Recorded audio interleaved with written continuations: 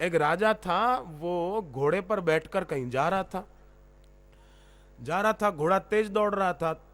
तो दौड़ते दौड़ते राजा का सिर पेड़ की डाल थोड़ी नीची थी, तो घोड़ा दौड़ गया, वो तो पशु है।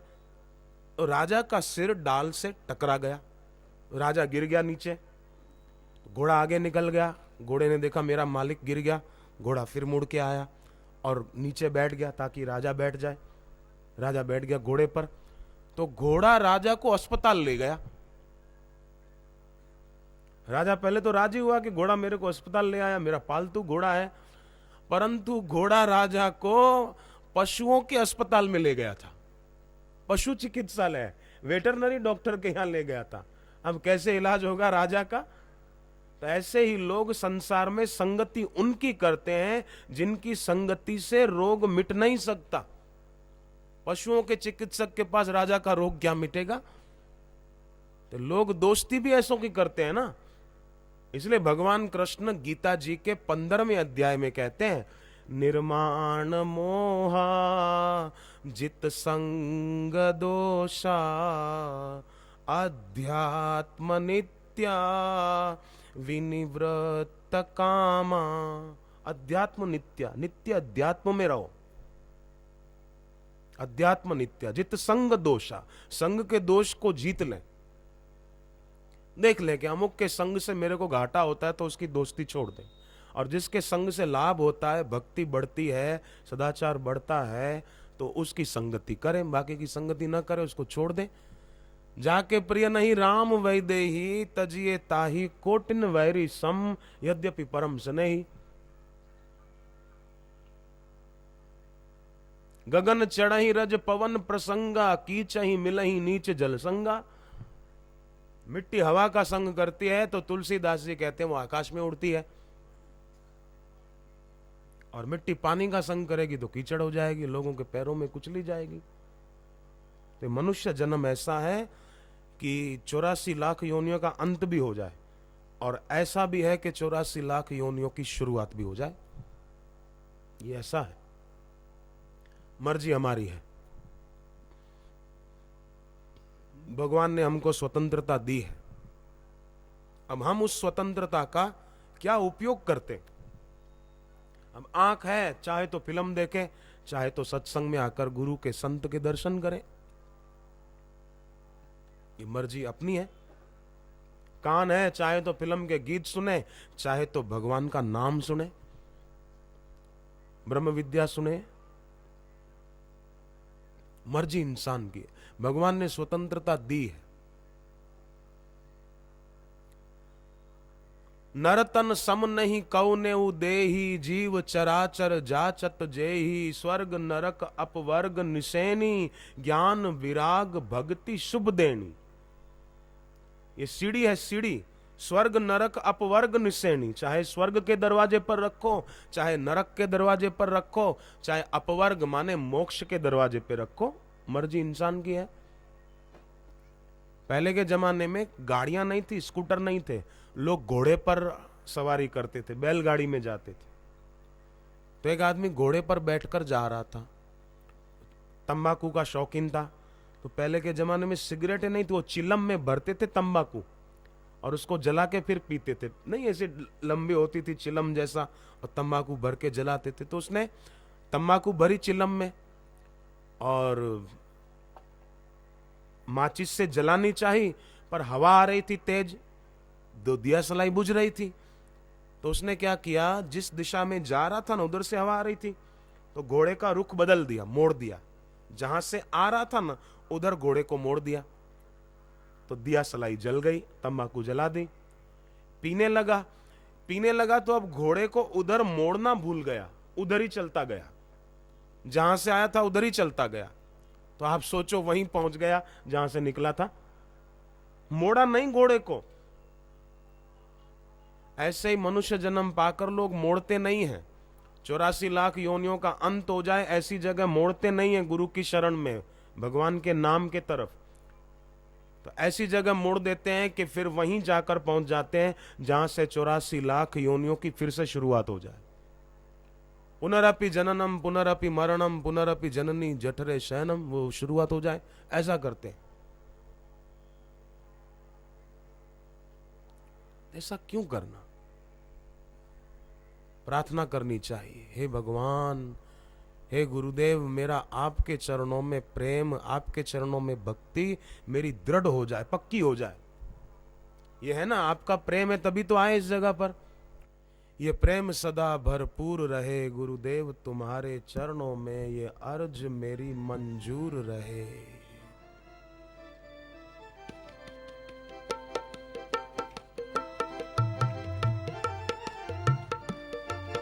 ये प्रेम सदा भरपूर रहे गुरुदेव तुम्हारे चरणों में, ये प्रेम सदा भरपूर रहे गुरुदेव तुम्हारे चरणों में। ये प्रेम सदा भरपूर रहे गुरुदेव तुम्हारे चरणों में, ये प्रेम सदा भरपूर रहे गुरुदेव तुम्हारे चरणों में, गुरुदेव तुम्हारे चरणों में, गुरुदेव तुम्हारे चरणों में। ये अर्ज मेरी मंजूर रहे गुरुदेव तुम्हारे चरणों में, ये अर्ज मेरी मंजूर रहे गुरुदेव तुम्हारे चरणों में। सांसों में तुम्हारा नाम चले, मेरे मन में प्रेम की ज्योत जले, सांसों में तुम्हारा नाम चले, मेरे मन में प्रेम की ज्योत जले, मेरे मन में प्रेम की ज्योत जले, मेरे मन में प्रेम की ज्योत जले। ये प्रीत सदा बढ़ती ही रहे गुरुदेव तुम्हारे चरणों में, ये प्रीत सदा भरपूर रहे गुरुदेव तुम्हारे चरणों में, गुरुदेव तुम्हारे चरणों में, गुरुदेव तुम्हारे चरणों में। भोगों से सदा हम दूर रहे, भक्ति से सदा भरपूर रहे, भोगों से सदा हम दूर रहे, भक्ति से सदा भरपूर रहे, भक्ति से सदा भरपूर रहे, भक्ति से सदा भरपूर रहे।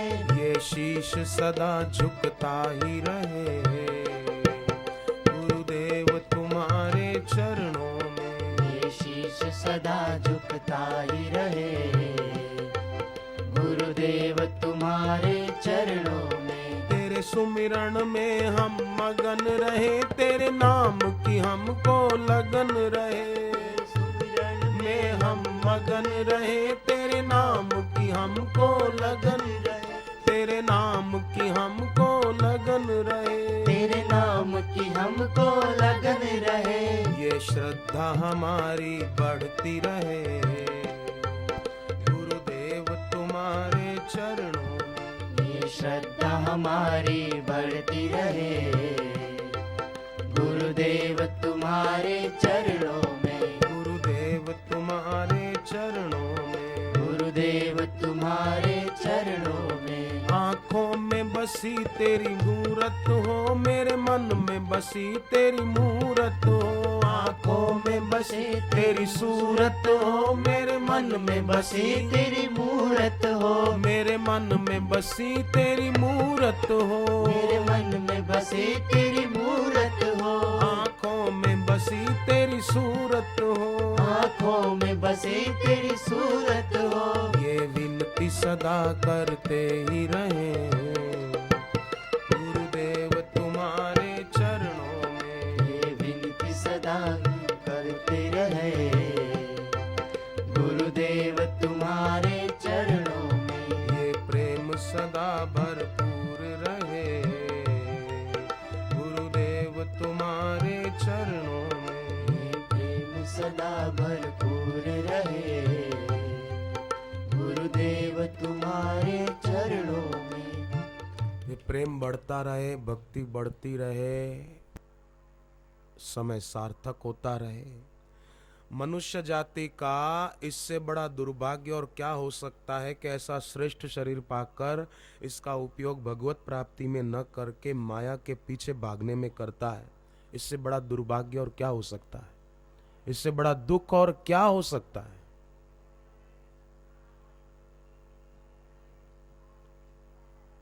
आप जरा सोचो, राजा का बेटा हो, राजकुमार, और वो एक एक पैसे की भीख मांगता फिरे तो बाप को कितना दुख होगा कि मैं तो राजा हूं, ये मेरा छोरा है, मेरा बेटा है और राजकुमार होकर के भीख मांग रहा है। बाप को दुख होगा कि नहीं होगा?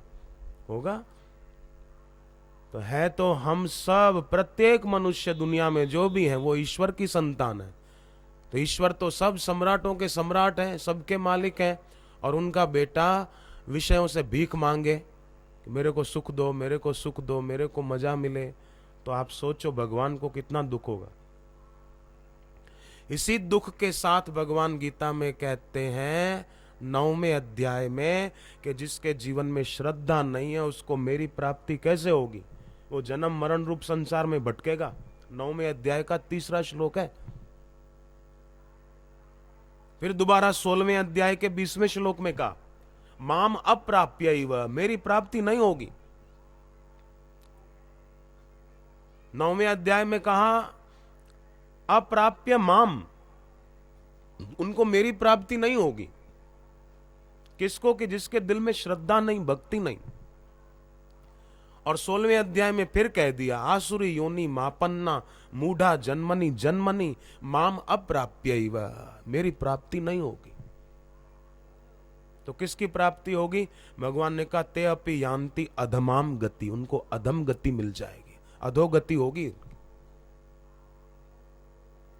तो ये भगवान कोई राजी होकर कह रहे हैं क्या गीता में?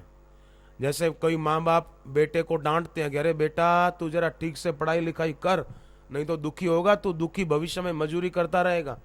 तो ये माँ बाप राजी होकर थोड़ी कहते हैं, दुख के साथ कहते हैं कि बेटा कहना नहीं मानता। ऐसे ही भगवान भी ये बात बड़े दुख के साथ कहते हैं। दशरथ राजा सुमंत जी को कहते हैं कि भाई कम से कम सीता जी तो वन में न जाए, ऐसा कुछ किया जाए।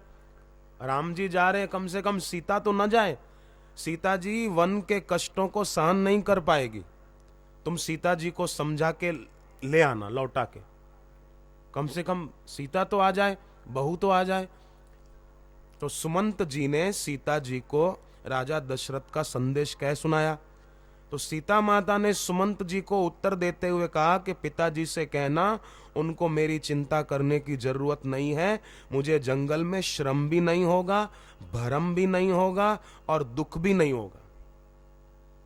ये तीनों मेरे को नहीं होंगे, क्योंकि मैं तो भगवान के साथ जा रही हूं, भगवान के पीछे पीछे जा रही हूं। जो भगवान के पीछे चले उसको श्रम काहे का, थकान काहे की? जो भगवान के पीछे चले उसको भटकान काहे की? वो भटकेगा क्यों? कैसे भटकेगा? भगवान के पीछे चलने वाला कैसे भटकेगा? और मुझे दुख भी नहीं होगा, भगवान के पीछे जाने में दुख काहेगा? दुख हारी के पीछे जाऊं और दुख कैसे होगा? तो पिताजी को आप कहना, सीता जी कहती है सुमंत जी को, पिताजी को कहना नहीं मग श्रम भरम दुख मन मोरे, मेरे मन में श्रम नहीं होगा, भ्रांति नहीं होगी और दुख भी नहीं होगा। क्यों नहीं होगा? कि भाई मैं भगवान के पीछे जा रही हूं, मोही लगी सोच करिए जनी बोरे, मेरे कारण पिताजी सोच न करें, माने चिंता न करें। सीता जी कहती हैं कि पिताजी सोचते होंगे कि आज तक तो मैं पलंग पीठ तजी गोद हिंडोरा सियन दीन पग अवनी कटोरा, मैंने पलंग छोड़कर, कारपेट गद्दे तकिए छोड़कर नीचे जमीन पे पैर नहीं रखा। सियन दीन पग अवनी कठोरा, कठोर धरती पर मैंने कभी पैर नहीं रखा। मैं सुख सुविधाओं में पली हूं, इसलिए जंगल में मेरे को तकलीफ होगी। पर पिताजी को कहना मेरी चिंता न करे, मोहि मग चलत न होई यही हारी, क्षण क्षण चरण सरोज निहारी, मैं निरंतर भगवान के चरणों पर ध्यान रखूंगी तो मेरे को दुख क्यों होगा, मेरे को तकलीफ क्यों होगी? अयोध्या कांड की शुरुआत में तुलसीदास जी ने लिखा है, जिन्होंने रामचरितमानस कभी पढ़ा होगा, देखा होगा तो देखा होगा और हनुमान चालीसा की शुरुआत में भी वही बात आती है, अयोध्या कांड की शुरुआत में भी बात आती है, श्री गुरु चरण सरोज रज निज मन मुकुर सुधारी, बरनउँ रघुवर विमल जस जो दायक फल चारि। चारों फल मिल जाए, धर्म अर्थ काम और मोक्ष, तो क्या दुख रहेगा? कहां दुख रहेगा? कैसे दुख रहेगा? दुख तो रहेगा मनमानी करने में। मनमाना आचरण करे तो दुख ही दुख है, और गुरु का, शास्त्र का, भगवान का कहा करे तो सुख ही सुख है। एक आदमी हुआ बीमार, गया डॉक्टर के द्वार, डॉक्टर ने दवाई दी और कहा कि हल्की चीजें खाना। तो बोले क्या खाऊं हल्की चीजों में? खिचड़ी खाना। अब वो आदमी कभी खिचड़ी खाई नहीं थी, शायद पराठे खाता होगा रोज, रोटी खाता होगा, पकोड़े खाता होगा, और खिचड़ी खाई नहीं थी। तो रटता जा रहा था, खिचड़ी खिचड़ी खिचड़ी खिचड़ी खिचड़ी। रास्ते में लगी ठोकर, सिर के बल गिर गया। तो भूल गया डॉक्टर ने क्या कहा था। अरे क्या कहा था, क्या कहा था? सुमरण शक्ति पर भार देकर सोचा तो याद आया। हाँ बोले, डॉक्टर बोले थे खाचिड़ी खाचिड़ी खाचिड़ी। तो खाचिड़ी खाचिड़ी बोलता जाए और चलता जाए।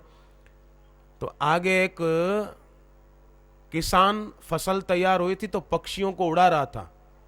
किसान लोग उड़ाते ना, फसल पकती है तो पक्षी उड़ाते हैं। तो ये बोले खाचिड़ी खाचिड़ी। किसान ने बुलाया और 2 थप्पड़ मारी। बोले मैं कब से उड़ा रहा हूं और तू बोलता है खाचिड़ी खाचिड़ी? खबरदार ऐसा बोला तो बोले क्या बोलूं? बोले तू बोल उड़ चिड़ी उड़ चिड़ी उड़ चिड़ी, ऐसा बोल। तो वो उड़ चिड़ी बोलता जाए और चलता जाए। तो आगे एक शिकारी बहेलिया जाल बिछा के पक्षी फंसाने बैठा था। ये बोले उड़ चिड़ी उड़ चिड़ी उड़ चिड़ी उड़ चिड़ी। और शिकारी ने बुलाया और 2 थप्पड़ मारी। बोले मैं कब से बैठा हूं और तू बोलता है उड़ चिड़ी? तू बोल आ जाओ फंसा जाओ, आ जाओ फंसा जाओ, आ जाओ फंसा जाओ। तो वो बोलता जाए चलता जाए। तो आगे कुछ चोर चोरी करने जा रहे थे और ये बोले आ जाओ फंसा जाओ, आ जाओ फंसा जाओ। चोरों ने भी एक एक लगा दी। बोले तू तो बोल लेकर जाओ रख कर आओ, लेकर जाओ रख कर आओ, माने और भी माल लेकर आओ, लेकर जाओ रख कर आओ, और भी। तो वो ऐसा बोलता जाए लेकर जाओ रख कर आओ, लेकर जाओ रख कर आओ। तो आगे बोलता हुआ जा रहा था तो किसी के घर में कोई मर गया था और ये बोले लेकर जाओ रख कर आओ, लेकर जाओ रख कर आओ, माने दूसरा भी ले आओ, लेकर जाओ रख कर आओ। लोगों ने कहा हम पैसे ही दुखी हैं, पहले से दुखी हैं, रो रहे हैं, हमारा घर का आदमी मर गया और तू बोलता है लेकर जाओ रख कर आओ। लगाई 1-2 झापड़ जोर से। बोले खबरदार ऐसा बोला तो क्या बोलूं? बोले तुम बोलो भगवान करे ऐसा दिन कभी ना आए, राम करे ऐसा दिन कभी ना आए। तो वो बोलता जाए चलता जाए कि राम करे ऐसा दिन कभी ना आए, भगवान करे ऐसा दिन कभी ना आए। तो आगे एक सेठ के घर में बरसों की मनौती के बाद लड़का हुआ था और ये बोले भगवान करे ऐसा दिन कभी ना आए, ईश्वर करे ऐसा दिन कभी ना आए। तो उन्होंने भी गुस्सा किया और धमकाया। बोले तू तो बोल भगवान करे ऐसे दिन सदा आए, ईश्वर करे ऐसा दिन सदा आए। तो बोलता जाए चलता जाए। तो आगे एक झोपड़पट्टी में शॉर्ट सर्किट हुआ था और आग लग गई थी। जान हानि तो नहीं हुई थी पर धन हानि जरूर हो गई थी, घर जल गए थे, लोगों की झोपड़ियां जल गई थी। ये करे राम करे ऐसा दिन सदा आए। तो उन्होंने भी पकड़ के पीटा उसको खूब। हम भाई देखो लोगों का कहा करता रहा, वो बोले ऐसा बोल तो ऐसा बोले, वो बोले ऐसा बोल तो ऐसा बोले। तो लोगों का कहा जो करता रहेगा, लोगों के कहे में जो चलता रहेगा वो दुखी होगा, पर अर्जुन की तरह भगवान के कहे में चलेगा तो वो सुखी होगा। उसके जीवन में दुख टिकेगा नहीं और सुख मिटेगा नहीं। जो शरण गुरु की आया, इह लोक सुखी परलोक सुखी। जो शरण गुरु की आया, इह लोक सुखी परलोक सुखी। जो शरण गुरु की आया, इह लोक सुखी परलोक सुखी। जो शरण गुरु की आया, इहलोक सुखी परलोक सुखी। हरि ओम हरि ओम हरि ओम हरि ओम हरि ओम हरि ओम हरि ओम हरि ओम।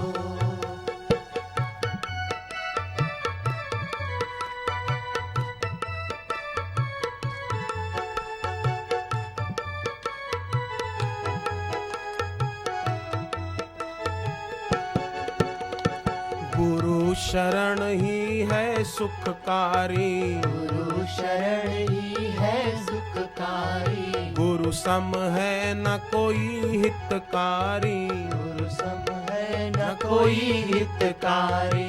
गुरु सम है न कोई हितकारी। गुरु सम है न कोई हितकारी। मन में जो इन्हें बिठाया, इहलोक सुखी परलोक सुखी। मन में जो इन्हें बिठाया, इहलोक सुखी परलोक सुखी। हरि ओम हरि ओम हरि ओम हरि ओम हरि ओम हरि ओम हरि ओम हरि ओम।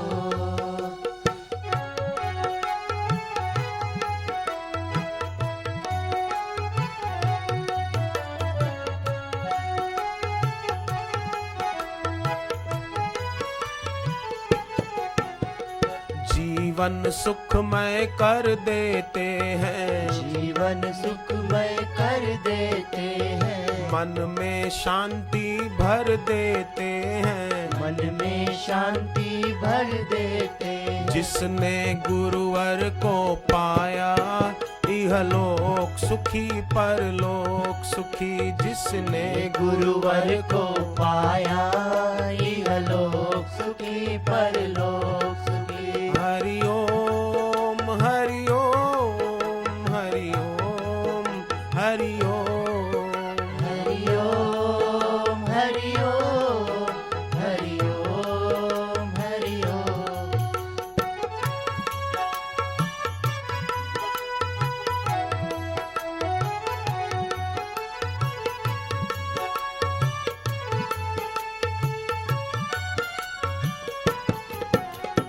मुक्ति का आधार गुरु है, मुक्ति का आधार गुरु है। करते भव से पार गुरु है। करते भव से पार गुरु है। करते भव से पार गुरु है। करते भव से पार गुरु है। जिसने गुरुवर को ध्याया, इहलोक सुखी परलोक सुखी। जिसने जिसने गुरुवर को ध्याया, इहलोक सुखी परलोक सुखी।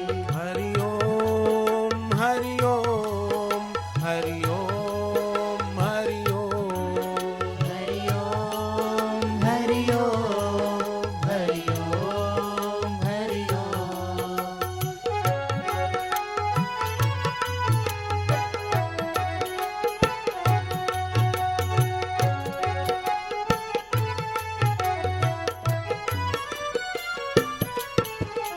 कितनों का उद्धार है करते, कितनों का उद्धार है करते। बिन मांगे ही झोली भरते। बिन मांगे ही झोली भरते। बिन मांगे ही झोली भरते। बिन मांगे ही झोली भरते। गुरु चरणों में मन को लगाया, इहलोक सुखी परलोक सुखी। गुरु चरणों में मन को को लगाया, इहलोक सुखी परलोक सुखी। हरि ओम हरि ओम हरि ओम हरि ओम हरि ओम हरि ओम हरि ओम हरि ओम। मेरे राम मेरे राम मेरे राम मेरे राम मेरे राम मेरे राम मेरे राम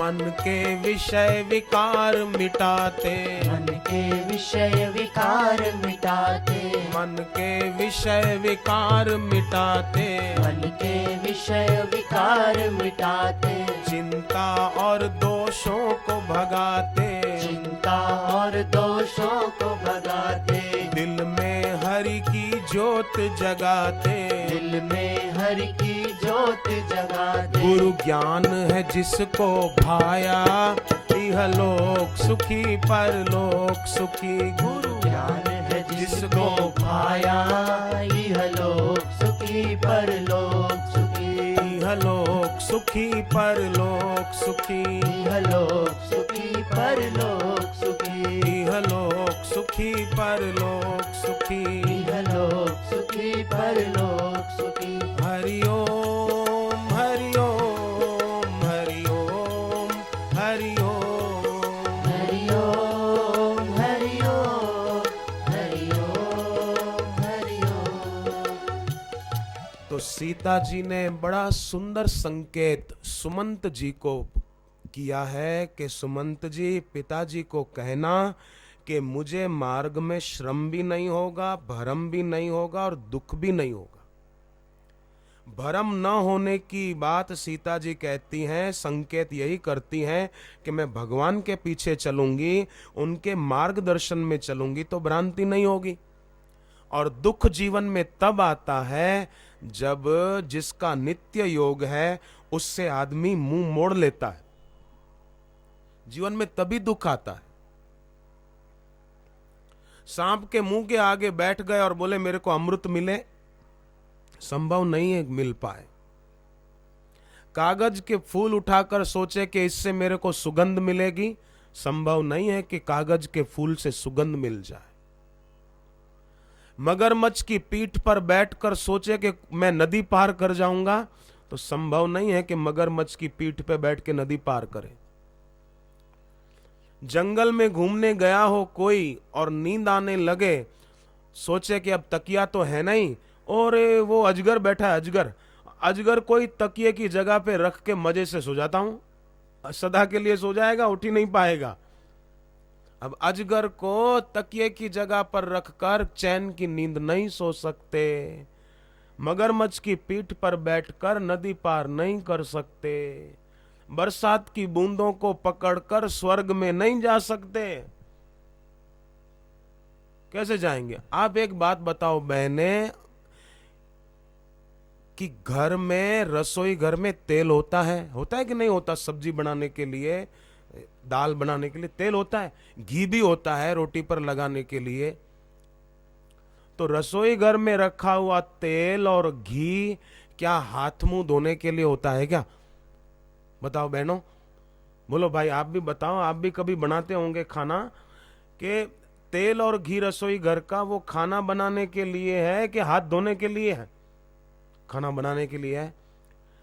पूजा की जगह पर रखा हुआ गंगा जल क्या कुल्ला करने के लिए है क्या? नहीं, आचमन के लिए है। गंगा जल का पान करो, आचमन ले लो, उसके लिए है। तो जैसे रसोई घर का रखा हुआ तेल और घी हाथ मुंह धोने के लिए नहीं है, उसी प्रकार मनुष्य जन्म वो यूं ही बर्बाद करने के लिए नहीं है, गंगाजल कुल्ला करने के लिए नहीं है। उसी प्रकार ये मनुष्य जीवन का समय यूं ही तबाह करने के लिए नहीं है। संसार की चाह मन में रही तो वो तबाह करके रहेगी, और भगवत प्राप्ति की चाह हुई तो वो तबाही से बचा के रहेगी और जीवन में वाह वाह करा देगी, आनंद आनंद हो जाएगा।